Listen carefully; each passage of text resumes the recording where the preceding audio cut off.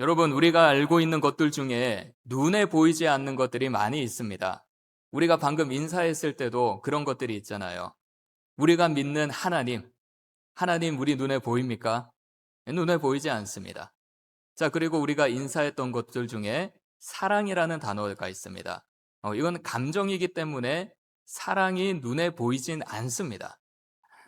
그래서 하나님과 사랑에 대해 많은 사람들은 관념적으로 생각할 때가 있습니다. 왜냐하면 눈에 직접 보이지 않기 때문이죠. 제가 이번 주에 이런 일이 있었는데요. 아침에 커피를 마셨어요. 커피를 다 마시고 나서 이 컵을 이제 싱크대에 갖다 놓으려고 했습니다. 그리고 실수로 컵을 바닥에 떨어뜨렸어요. 컵이 와장창 하면서 깨졌습니다. 그래서 큰 조각들은 제가 잘 주워서 쓰레기통에 버렸는데 이제 눈에 보이지 않는 조각들이 있었을 거예요. 제 눈에 보이진 않았지만 아마 있었을 겁니다. 그래 걱정이 되는 거예요. 그냥 놓아둘 수 없어서 청소기를 돌렸어요. 처음에는 그 떨어진 부분만 청소기를 돌렸고요. 혹시 이 조각들이 작은 조각들이 또 더 멀리 튀어나가진 않았을까라는 생각 때문에 조금 더 그 주위 반경을 더 크게 청소기를 돌렸습니다. 근데 이렇게 저렇게 뭐 어떻게 하다 보니까 뭐 이왕 한 김에 집안 청소를 한번 하자. 그래서 방마다 감사합니다. 박수 좀 주셔서. 방마다 청소를 다 돌렸어요. 거실도 다 돌렸고요. 자, 청소를 하고 난 뒤에 청소기를 갖다 놓으면서 제 마음에 어떤 생각이 들었을까요? 그때 아내가 잠시 자리를 비웠거든요. 외출을 잠깐 했습니다. 아, 아내가 들어오면 청소한 걸 알겠지. 청소한 걸 알겠지. 이런 생각이 들었어요. 자, 그런데 아내가 들어왔을 때 청소한 걸 알았을까요? 몰랐을까요? 당연한 거죠. 말을 안 했으니까 모를 수밖에 없죠. 어, 여러분, 하나님의 사랑, 하나님의 도움의 손길, 이와 같은 것 같습니다. 하나님은 우리 눈에 보이진 않아요. 하나님의 사랑도 우리 눈에 보이진 않습니다. 그리고 우리를 늘 도우시는 전능자의 손길도 우리 눈에 보이진 않아요. 하지만 우리가 보이지 않고 느끼지 못한다고 해서 하나님이 우리를 사랑하지 않으시는 것은 아닙니다. 하나님이 우리와 동행하지 않으시는 것은 아닙니다. 늘 우리와 동행하시고 늘 우리를 사랑하십니다. 도움의 손길을 우리에게 늘 베풀어 주셔요. 그래서 나중에 시간이 지나서 그때 어려운 일이 있었을 때를 되돌아보면 아, 그게 하나님의 손길이었구나. 그때 하나님이 나를 도와주셨구나. 깨닫게 되는 것이죠. 오늘 말씀은 하나님의 사랑에 대해서 구체적으로 이야기를 합니다.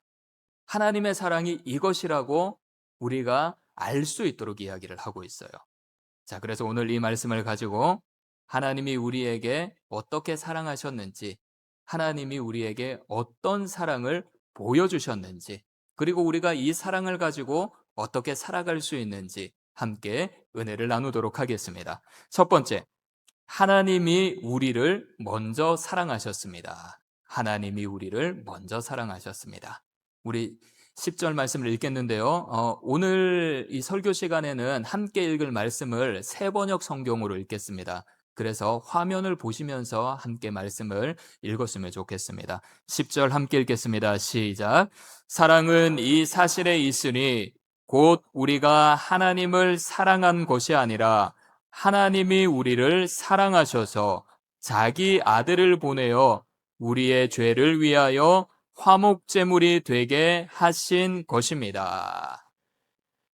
여러분, 우리가 여기에서 주목해야 될 것은 우리가 먼저 하나님을 사랑한 것이 아니라 하나님이 먼저 우리를 사랑하셨다라는 것입니다. 이 순서가 중요해요, 순서가. 내가 먼저 하나님을 사랑한 것이 아니라 하나님이 나를 사랑하셨다. 자, 왜 이 순서가 중요할까요? 여러분, 우리는 종종 사랑을 조건처럼 느낄 때가 있습니다. 그래서 이런 생각을 종종 하죠. 내가 잘해야지 사랑을 받을 수 있다. 내가 실망시키지 않아야지 지금 이 사랑의 관계를 유지할 수 있다. 내가 기대에 부응해야지 인정을 받을 수 있다. 우리는 늘 내가 무언가를 해야지 사랑을 받고 인정을 받고 상대방을 통해서 무언가를 얻게 된다라는 생각을 하고 있습니다. 물론 사람의 사랑이 다 그런 것은 아닙니다. 먼저 베풀어 주시는 사랑도 많이 있잖아요. 자, 그런데 문제는 우리 마음입니다. 우리는 사랑을 받고 있으면서도 자꾸 불안해해요. 사랑을 받기 위해 무언가 증명하지 못해서 안절부절합니다. 내가 증명을 했는데도 상대방에게 돌아오는 모습은 사랑의 모습이 아닐 때가 있어요. 그러니까 마음이 불안한 거예요. 애를 쓰다 보니까 나에게 돌아오는 것은 아무것도 없어서 지쳐버리죠. 잘해도 되지 않으니까 포기해버립니다. 하지만 하나님의 사랑은 그렇지 않습니다. 내가 완벽했기 때문에 하나님이 나를 사랑한 것이 아닙니다. 내가 대단한 일을 했기 때문에 하나님이 나를 사랑하신 것이 아니에요. 내가 먼저 하나님께 잘했기 때문에 하나님이 나를 사랑하시고 나에게 은혜 베풀어 주시는 것이 아닙니다. 하나님이 연약한 우리를 먼저 사랑해 주셨다라는 거예요. 자, 그런데 이 사랑, 아까 말씀드렸듯이 이 사랑은 감정이기 때문에 그냥 막연하게 보일 수 있습니다. 그런데 오늘 말씀에서는 이 사랑이 막연한 것처럼 보이지 않습니다.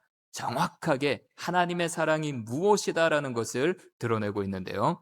9절 함께 읽겠습니다. 시작. 하나님의 사랑이 우리에게 이렇게 드러났으니 곧 하나님이 자기 외아들을 세상에 보내주셔서 우리로 하여금 그로 말미암아 살게 해주신 것입니다. 여러분, 9절 전반절에 분명히 말하고 있죠. 하나님의 사랑이 우리에게 이렇게 드러났다라고 합니다. 드러났다. 눈에 보이게 드러났다라는 거예요. 자, 보이지 않던 하나님의 사랑이 나타났다라는 거죠. 그 사랑이 무엇입니까? 예수님을 이 세상에 보내주신 것이에요. 우리는 예수님으로 인해서 구원을 받은 것입니다. 이것이 하나님이 우리에게 보여주신 사랑이라는 것입니다. 여러분, 사랑은 말로만 확인되는 것이 아니에요. 우리가 사랑한다라는 것을 충분히 속일 수 있습니다. 우리가 말로 당신을 사랑합니다 라고 해도 우리 마음은 그렇지 않을 때가 있잖아요. 우리가 종종 교회에서 주님의 이름으로 사랑합니다 라고 인사를 해도 우리 마음속에는 상대방을 향한 사랑이 없을 때가 있어요. 우리는 사랑한다라는 것을 충분히 숨길 수 있어요. 그리고 사랑하는 척 할 수도 있습니다. 자, 그런데 진실한 사랑은 행동으로 자연스럽게 드러납니다. 내가 사랑받기 위해 행동을 드러내는 것이 아니라 사랑을 받았기 때문에 사랑의 모습을 드러낸다라는 것이죠. 오늘 말씀에서 이야기하는 하나님의 사랑도 그렇잖아요. 하나님이 우리에게 무언가를 받아서 예수 그리스도를 보내주시는 사랑의 모습을 보여준 것이 아닙니다. 그냥 하나님이 우리를 사랑하시기 때문에 예수님을 우리에게 보내주셨어요. 예수님을 통하여 우리가 죄사함 받았습니다. 구원을 얻게 되었습니다. 성경은 우리에게 보여주신 예수님의 사랑을, 이 예수님을 화목제물이 되었다라고 이야기를 하는데요. 쉽게 말씀을 드리면 우리가 죄 때문에 하나님과 멀어져 있었어요. 우리는 하나님께 가까이 갈 수 없었습니다. 그런데 예수님이 이 중간에 오셔서 하나님과 우리 사이를 화목해 하셨어요. 화목해. 우리가 예수님을 믿음으로써 하나님께 나아가고 하나님께 기도할 수 있게 하셨다라는 것입니다. 사랑하는 여러분, 오늘 이 말씀은 우리 모두에게 주시는 말씀입니다. 우리가 하나님을 다 이해한다고 해서 이 자리에 온 것이 아닙니다. 믿음이 충분해서 이 자리에 온 것도 아니에요. 어떤 분은 겉으로는 괜찮지만 속으로는 많이 지쳐 있을 수도 있어요. 우리가 어떤 마음을 가지고 이 자리에 나아오든 괜찮습니다. 하나님은 우리가 어떤 마음으로 나아왔는지 다 알고 계십니다. 그리고 이 자리에서 먼저 우리에게 다가오십니다. 그래서 우리의 마음을 아시는 하나님께서 때로는 말씀을 통하여 우리를 위로해 주시고 말씀을 통하여 지쳐있는 우리의 상한 심령을 회복시켜 주시고 말씀을 통하여 주저앉아 있는 우리 모두에게 새 힘을 허락하여 주셔서 다시 일어날 수 있게 하신다라는 것입니다. 여러분, 이것 한 가지 기억하시기를 바랍니다. 내가 하나님을 사랑으로 붙들고 여기까지 온 것 같지만 절대 그것이 아닙니다. 사실은 하나님이 나를 먼저 사랑으로 붙들고 계셨다라는 것입니다. 하나님이 나를 사랑해 주셨기에 내가 이렇게 살아갈 수 있고, 하나님이 나를 사랑해 주셨기에 내가 하나님을 믿을 수 있고, 하나님이 나를 사랑해 주셨기에 내가 하나님의 인도함을 받는다라는 확신을 가지게 된다라는 것이죠. 그래서 먼저 우리를 사랑하시고 지금까지 붙들어 주신 하나님의 사랑이 그냥 추상적인 것이 아니라 나에게 임재하시고 나를 이끌어 가신다라는 믿음과 확신을 가지시기를 바랍니다. 그 사랑 안에서 새 힘을 얻어 다시 한 번 더 힘차게 일어나시기를 축복합니다. 자, 그렇다면 하나님의 사랑을 믿는 사람들에게 어떤 변화가 일어날까요? 어떤 변화가 일어날까요? 두 번째 말씀입니다. 하나님의 사랑이 두려움을 쫓아냅니다. 하나님의 사랑이 두려움을 쫓아냅니다. 요한일서 4장 18절 함께 읽겠습니다. 시작. 사랑에는 두려움이 없습니다. 완전한 사랑은 두려움을 내쫓습니다. 두려움은 징벌과 관련이 있습니다. 두려워하는 사람은 아직 사랑을 완성하지 못한 사람입니다. 여러분, 우리가 여기에서 주목해야 되는 말씀은 사랑에는 두려움이 없다고 하는 것입니다. 완전한 사랑은 두려움을 쫓아낸다라는 것이에요. 참 은혜로운 말씀이죠. 자, 그런데 우리가 먼저 이 말씀을 잘 이해해야 돼요. 먼저 1차적으로 말하는 의미는 우리 속에 있는 이 두려움은 형벌에 대한 두려움입니다. 형벌에 대한 두려움. 우리가 하나님 앞에 섰을 때 하나님께서 나를 어떻게 심판하실 것인가라는 두려움이죠. 그런데 우리는 예수 그리스도를 믿음으로써 이 두려움으로부터 자유함을 얻게 되었습니다. 우리가 하나님께 회개하고 하나님께 진실된 마음으로 나아갈 때 우리를 자녀 삼아 주신 하나님께서 우리에게 영원한 생명을 허락해 주셨습니다. 자, 그리고 이 사랑이 지금 살아가고 있는 이 세상에서 만나는 두려움으로부터 자유롭게 해줍니다. 우리를 더 이상 두려움에 끌려다니지 않게 해준다라는 것이죠. 여러분, 삶을 생각해 보십시오.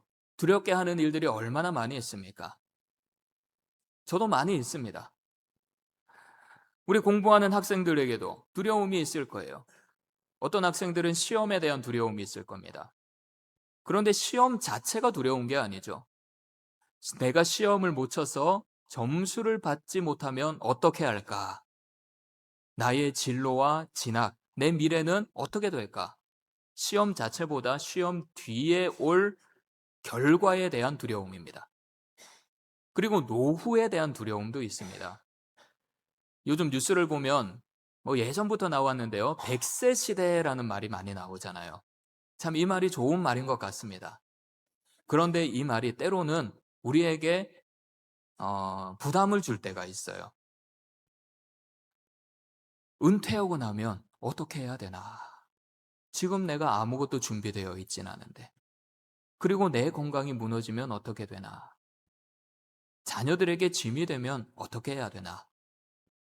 자, 이런 두려움이 있습니다. 그리고 삶을 살아가면서 일상 가운데 작은 일들을 통한 두려움도 있죠. SNS를 보다가 그런 마음이 들 때도 있고, 주위에 살아가는 이웃을 보다가 그런 마음이 들 때도 있어요. 다들 보면 잘 사는 것 같은데 왜 나만 이렇게 사는가? 좋은 집에 살고 좋은 차를 타고 다니고 물질의 불편함 없이 살아가는 사람들을 보면 나는 왜 이런가? 이런 두려움을 가질 때가 있습니다. 이런 두려움은 우리 마음에 딱지를 붙이는 것 같아요. 딱지. 스티커를 붙이는 것 같습니다. 너는 안 돼! 라는 스티커. 너는 실패했어! 라는 스티커. 너는 이제 더 이상 가능성이 없어! 라는 스티커. 이런 딱지를 붙이는 것 같아요. 여러분, 기독교 동화 작가 맥스 루케이도가 쓴 너는 특별하단다라는 동화책이 있습니다. 자, 이 이야기에는 나무로 만든 사람들이 나오는데요. 이 나무로 만든 사람들, 이 사람들은 모두 엘리라는 목수가 만들었습니다. 자, 이 사람들은 하루 종일 서로 일상을 살아가면서 서로에게 딱지를 붙여줘요. 잘하는 사람에게는 금빛 딱지, 그리고 실수하고 못하는 사람들에게는 잿빛 딱지, 안 좋은 딱지, 좋은 딱지를 붙이고 안 좋은 딱지를 붙입니다. 여기에 나오는 주인공, 이 판치넬로는 금빛 딱지를 붙여본 적이 없었던 것 같아요.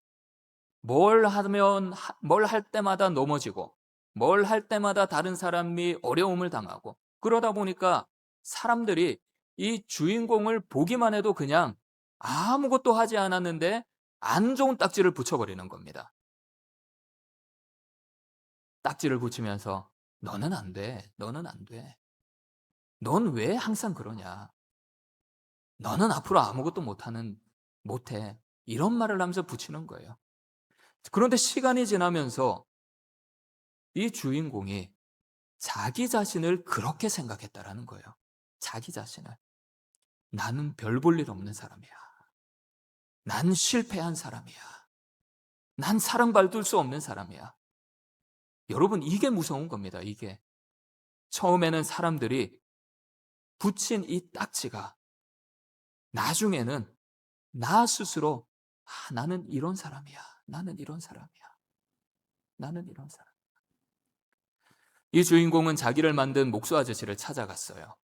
그런데 목수 아저씨가 자기 이름을 알고 있는 거예요.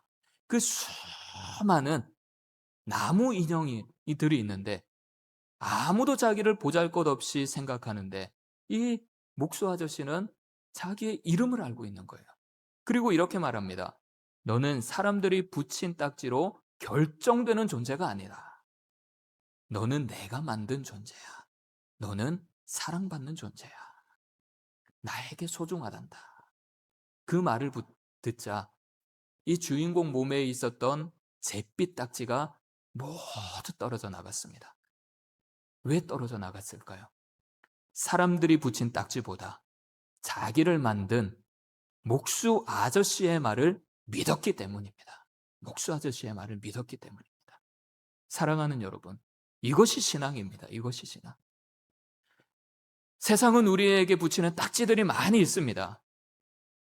그 딱지가 때로는 내가 만들어버리고 나에게 붙이는 딱지가 될 수도 있어요. 이 딱지들이, 나쁜 딱지들이 나를 두렵게 합니다. 좋은 말을 들어도 믿지 못하게 하고요. 작은 일을 해도 불안하게 합니다. 그래서 오늘 하나님이 우리에게 이렇게 말씀을 하시는 거예요. 너는 세상이 붙여놓은 딱지로 결정되는 존재가 아니다. 너는 내가 사랑하는 존재란다. 여러분, 이 말씀이 믿어지면 우리 안에 있는 이 두려움이 힘을 잃어버리게 됩니다. 힘을 잃어버리게 됩니다. 여러분, 살아가면서 늘 이렇게 생각해 보십시오. 하나님이 나를 사랑하시니 어떤 상황에서도 나를 지켜주실 거야. 사랑하시는 하나님이 걱정하지 말라라고 하셨으니 두려움을 이겨낼 수 있도록 새 힘을 주실 거야. 여러분들 마음 가운데 이 마음을 계속 품고 있어 보십시오. 우리가 이 마음을 품고 믿으면 우리 속에 있는 이 두려움이 점점 힘을 잃게 됩니다. 두려움이 내 마음에 찾아와도 이 두려움이 내 인생을 끌고 가는 존재가 되지 않고요. 실패가 찾아와도 실패가 내 가치를 결정하지 못하게 합니다. 사랑하는 여러분, 사람들의 시선과 말보다 우리를 창조하신 하나님의 사랑의 말씀이 우리 심령 가운데 더 크게 들려지기를 원합니다. 내가 너를 살리려고 내 아들을 보냈다. 너는 나에게 소중한 존재란다. 이 사랑의 말씀이 믿어지길 원합니다. 그래서 두려움에 끌려다니지 않고 하나님의 사랑 안에 평안하시기를 주님의 이름으로 축원합니다. 자, 그런데 여러분, 하나님의 사랑은 우리 속에 있는 두려움을 약화시키고 내쫓는 것만으로 끝내지는 않습니다. 두려움에서 자유로워진 사람에게는 담대함을 허락하십니다. 그리고 이 담대함은 감사로 이어지게 합니다. 두려움을 쫓아내게 하신 이 하나님의 사랑은 담대함을 주고 이 담대함으로 감사를 하게 된다. 마지막 세 번째 말씀입니다. 사랑받는 사람은 감사하며 담대하게 살아갑니다. 사랑받는 사람은 감사하며 담대하게 살아갑니다. 우리 17절 함께 읽겠습니다. 시작. 사랑이 우리에게 완성되었다는 사실은 이 점에 있으니 곧 우리로 하여금 심판날에 담대함을 가지게 하려는 것입니다. 우리가 이렇게 담대해지는 것은 그리스도께서 사신 대로 또한 우리도 이 세상에서 그렇게 살기 때문입니다. 우리에게 임한 하나님의 사랑, 이게 명확하게 하나님께서 우리에게 보여주셨다고 하죠. 예수 그리스도를 이 땅에 보내주시고 예수 그리스도께서 구속사역을 감당하신 것입니다. 자, 그리고 우리에게 보여주신 이 사랑이 완성된 것은 심판날에 담대함을 가지게 하려는 것이라고 합니다. 여러분, 우리는 예수 그리스도를 믿음으로써 영원한 생명을 얻게 되었습니다. 어떤 분들은 예수 그리스도를 믿으면서도 하나님 앞에 섰을 때 하나님께서 나에게 어떤 말씀을 하실까에 대한 두려움이 있습니다.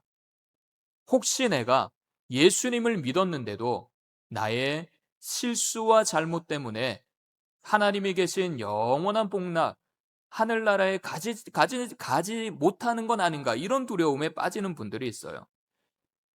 여러분, 우린 예수 그리스도를 믿음으로 구원을 얻었음을 확신하시기를 바랍니다.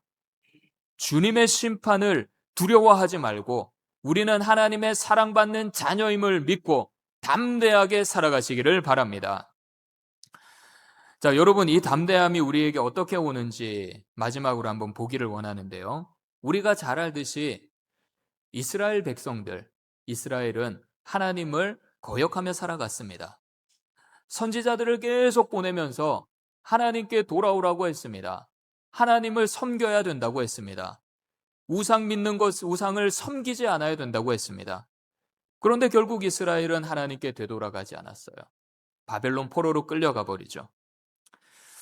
그 당시 사람들은 나라와 나라 간의 전쟁이 신들과의 싸움이라고 생각을 했습니다. 그래서 한 나라가 지게 되면 우리가 믿고 있는 신도 졌다라는 생각을 가지고 있었어요. 자, 그렇다면 이스라엘 백성들, 바벨론의 포로로 끌려갔을 때 이 사상을 들었던 이스라엘 백성들이 어떻게 생각을 했을까요? 우리가 믿던 하나님은 어디 계신가? 하나님이 우리를 버리신 건 아닌가? 하나님이 전쟁에 졌는데 우리를 버리신 건 아닌가? 우리는 실패한 백성인가? 그때 성경은 창조 이야기를 하시는 거예요. 여러분, 지난 새생명 축제 때 창조 이야기를 함께 나누었습니다. 그때 이렇게 말씀을 드렸는데요. 하나님을 믿지 않는 그 당시 사람들은 신들이 가족들을 구성하고 가족들을 가지고 있었다고 생각을 해요. 그리고 신들이 싸워서 이 세상이 만들어졌다고 생각했습니다. 사람들은 신들을 위해 허드렛 일을 한다고 여겼어요. 그런데 성경은 그렇게 이야기하지 않습니다. 하나님은 폭력이 아닌 말씀으로 이 세상을 창조하셨습니다. 아담에게 창조물의 이름을 짓게 하시는 사명을 주셨듯이 하나님은 우리에게 허드렛 일만 시키는 것이 아니라 생명을 살리는 귀한 사명을 허락하셨다라는 것입니다. 여러분, 바벨론 포로로 잡혀갔던 이스라엘 백성들이 처음에 어떻게 생각을 했을까요?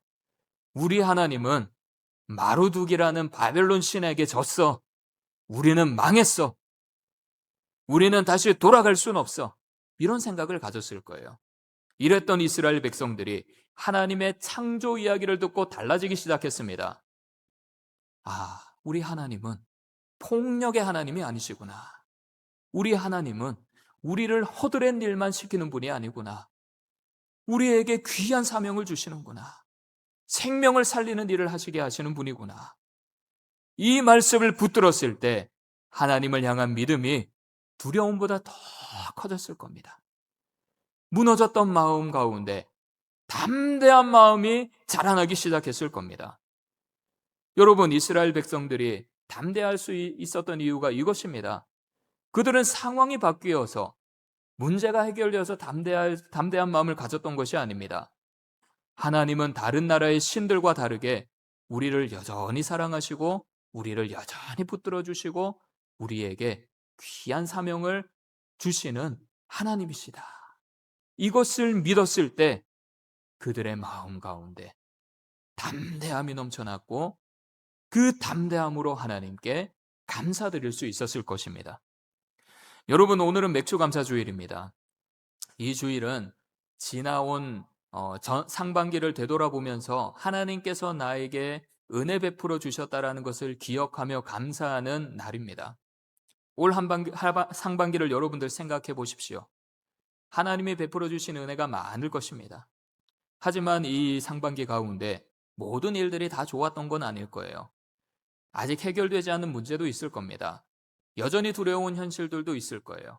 하지만 그럼에도 우리가 담대할 수 있는 이유가 있습니다. 감사할 수 있는 이유가 있습니다. 하나님이 우리를 사랑하시기 때문입니다.